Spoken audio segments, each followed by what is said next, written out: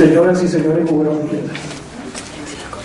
Vamos a dar inicio a la presentación del documento Las relaciones entre China y América Latina y del Caribe en la actual coyuntura económica mundial. Palabras del secretario permanente del CELA, embajador José Rivera Bernabé.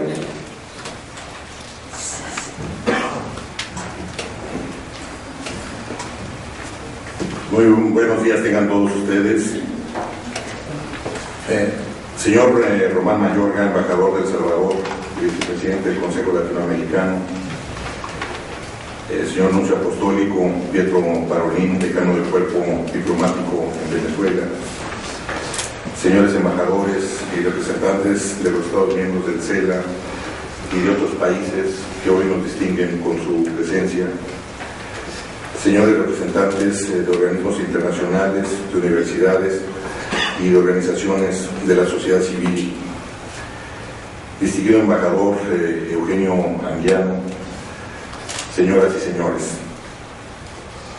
doy a ustedes la más cordial bienvenida a la sede del Sistema Económico Latinoamericano y del Caribe en oportunidad de la presentación del documento Las relaciones entre China y América Latina y el Caribe en la actual coyuntura económica mundial, en el marco de una instrucción del Consejo Latinoamericano de celebrar esta reunión para examinar el estado actual de las relaciones birregionales. Me complace que el embajador Eugenio Anguiano nos acompañe el día de hoy, quien ha tenido una destacada trayectoria en el gobierno mexicano, desempeñándose como embajador en la República Popular de China durante cerca de 9 años, habiendo sido precisamente el primer embajador de México ante China hace cerca de 3 décadas. Posteriormente fue embajador en Costa Rica, fue embajador en Argentina, fue embajador en Brasil y en Austria, y se desempeñó también en Austria como representante de México ante Naciones Unidas en Viena. Ha sido director en jefe para asuntos económicos en la Cancillería mexicana y actualmente es profesor e investigador en el Centro de Investigación y Docencia Económicas CIDE, también en México. El documento que hoy nos va a presentar el embajador Anguiano se refiere a las condiciones de la economía china, a las medidas que han adoptado frente a la crisis, los efectos que ha tenido hacia el interior de ese país, la coyuntura internacional y los efectos que se han derivado hacia nuestra región como consecuencia de las nuevas características y acciones del gobierno chino. Examinar el tema de China es particularmente importante por muy variadas razones. En la historia económica mundial es muy difícil encontrar el caso de un país que haya tenido una expansión como lo que ha tenido China en los últimos años. Es muy difícil encontrar en la historia económica mundial un caso semejante. Ahí hay un primer punto de interés.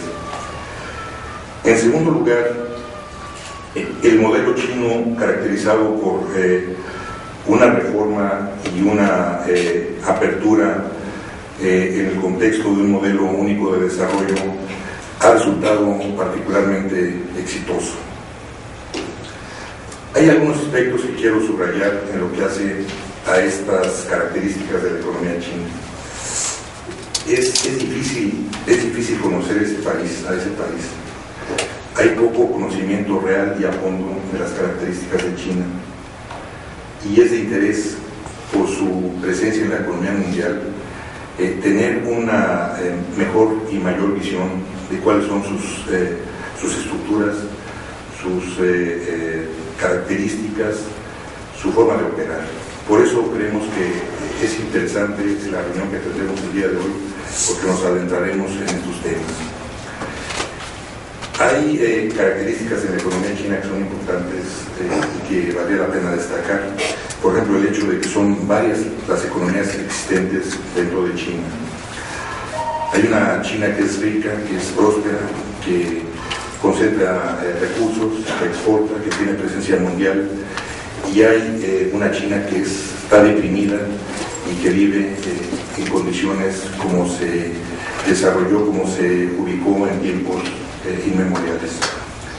Por otro lado, y frente a este panorama, es posiblemente el país que tiene la mayor tasa de inversión, la que se acerca dentro del porcentaje del Producto Interno Bruto, que se acerca a cerca del 45%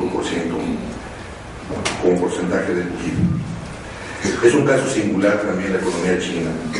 Por un lado, se impulsa el libre mercado y por otro lado tiene una planificación centralizada. De igual manera, apoya los emprendimientos empresariales y por otro lado, se conforma como una economía socialista, como un país socialista. Es decir, son características muy propias de la economía de ese país.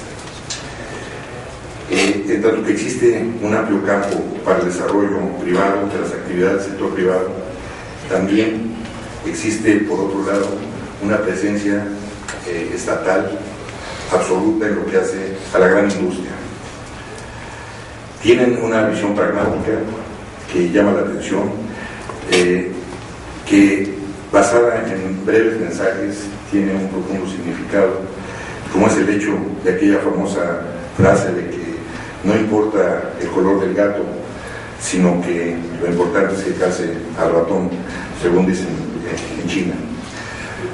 De igual manera, hay un foco en los resultados personales que se subraya de manera particular. Otros lemas que también son importantes en todo este esquema de economía socialista y planificada y que da una pauta de la operación del ámbito de los negocios es aquel de que enriquecerse es glorioso. Es otro tema también chino que ha permeado dentro de la sociedad. Al tiempo de que se dice esto, se cuenta con un Estado sumamente fuerte, con un partido omnipresente, un partido político omnipresente, un control de la asociación y también un control de la información, es decir, sus características muy peculiares.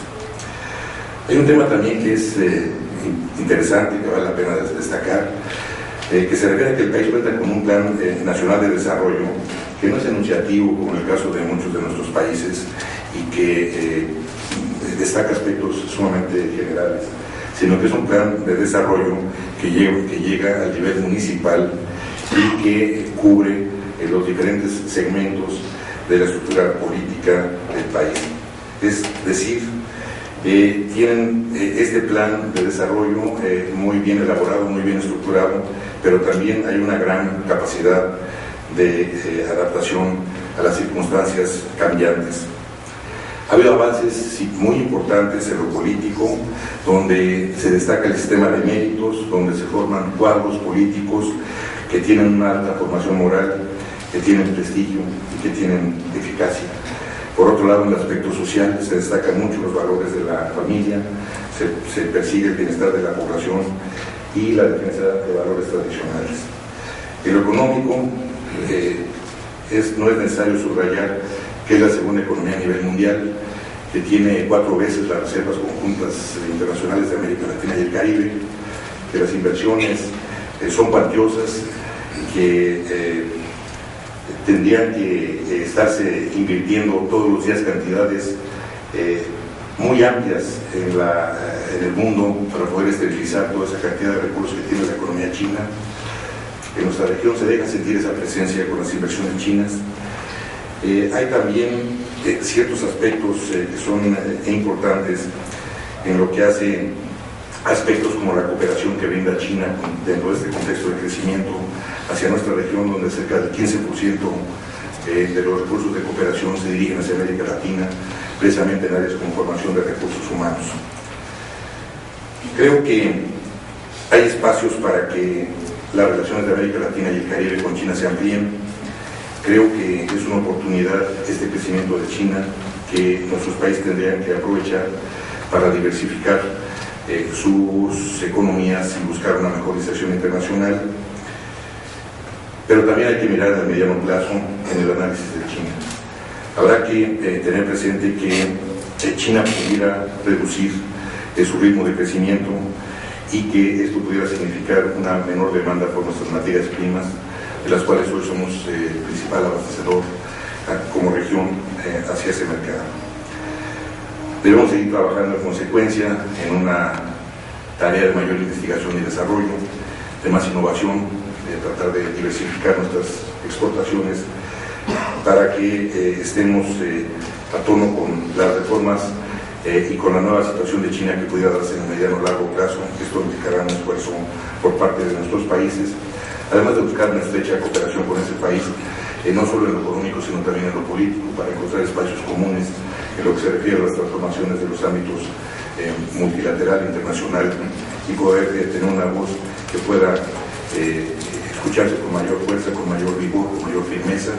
Yo siempre tengo presente que en Naciones Unidas los países en desarrollo están junto con China ocupando un grupo de países, es decir, entre los países desarrollados está China y el grupo de los 77, es decir, nuestros países junto con China, porque perseguimos finalmente propósitos de buscar el mayor bienestar para las poblaciones tanto de China como de los países de América Latina y el Caribe. Estas son algunas reflexiones iniciales, y yo quisiera que estas reflexiones se hicieran en profundidad y con mayor conocimiento por parte del embajador Anguiano, quien en el caso de México es una referencia obligada cuando se habla de China, elude su opinión. Hoy tenemos el privilegio de escucharlo. Muchas gracias a todos ustedes por su presencia. Gracias nuevamente al embajador Anguiano por estar aquí.